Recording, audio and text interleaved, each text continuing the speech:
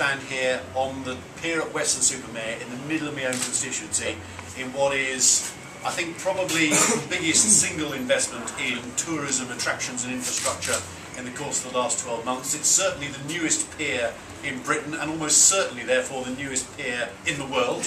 I mean, if I can't, as tourism minister, launch the tourism week from my own flipping constituency, then I don't know why the job's worth doing. So I thought at least we'd be able to do that. So really pleased, really proud, and I think it does, as Kerry was just saying, show what can be done and perhaps give us an example of the sorts of things that we want to see happening all around the rest of the country too. And that's precisely why the tourism policy was launched to a reasonable amount of fanfare about 10 days ago, because the government as a whole has got it, I'm pleased to say, about tourism. I am, I think, probably the luckiest holder of this particular portfolio for a very, very many years. And because I've got a Prime Minister who understands the importance of tourism. David Cameron doesn't just intellectually understand it, he also consumes the product himself. He goes on holiday in Britain.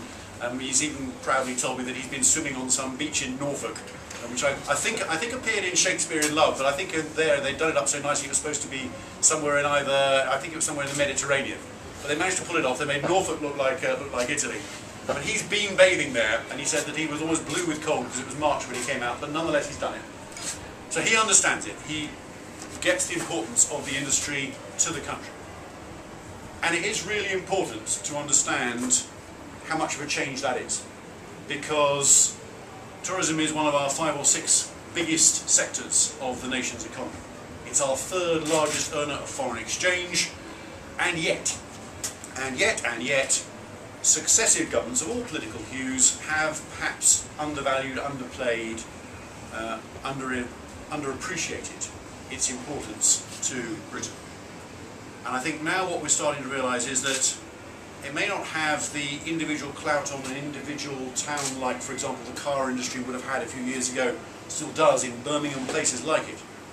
But actually, if you look at it, it affects a huge number of communities right the way across the country. And if you want, as we do, to rebalance our economy, if you want to change the way that Britain's economy reacts and make sure that we aren't so dependent on the southeast, we aren't so dependent on things like financial services, then tourism is it. Tourism is one of the best ways of achieving that. And it means that in places like Weston-super-Mare and many others, it's a great way to regenerate those towns as well. You've only got to see what's happening right the way along the seafront here, and as Kerry rightly said, this development is a keystone of that. It wouldn't have happened, it wouldn't have been anywhere near as effective without this kind of investment going into it. Those sorts of things are possible through tourism in a way which few other sectors of the industry, or of our industry, of our economy, can possibly match. So the government gets it, we understand it, we want to try and help and invest, and I appreciate that by and large when someone from government turns up and says, hello, I'm from Whitehall, I'm here to help, that's usually a sign to run to the hills. But I hope in this case that we will help rather than hinder, and the reason why is because what we're determined to do is to say, look, this is one of our biggest industries, this is an industry whose time has come, let's make sure that the industry is in the driving seat. I want to make sure that the government is listening and assisting and helping rather than bossing and directing. And that's a really important, I think, change of gear. And it means that, for example, organisations like Visit England, we have James Beresford here, who's the chief exec, are going to be a vitally important brains trust. They're going to be a source of, I hope, inspiration, I'm sure inspiration, but also of advice and assistance. But what we want to have is the industry grabbing hold of the bit and saying, we can do this, we can move this forward, this is what we need, here's how we want to get rid of the red tape, this is all these other things that we need to have done. And then Visit England, Visit Britain in terms of our marketing abroad, and my department need to be the people who are responding to that and trying to help you achieve your agenda. So you won't see, you will not see, I promise, grand directions from on high in Whitehall, me or my successors saying, we know what's right for the tourism industry and we're going to invest here and here but not there. You won't see vast, strategic, grand plans, Stalinist plans to produce a certain number of piers or tractors or whatever it may be in this part of the country but not that.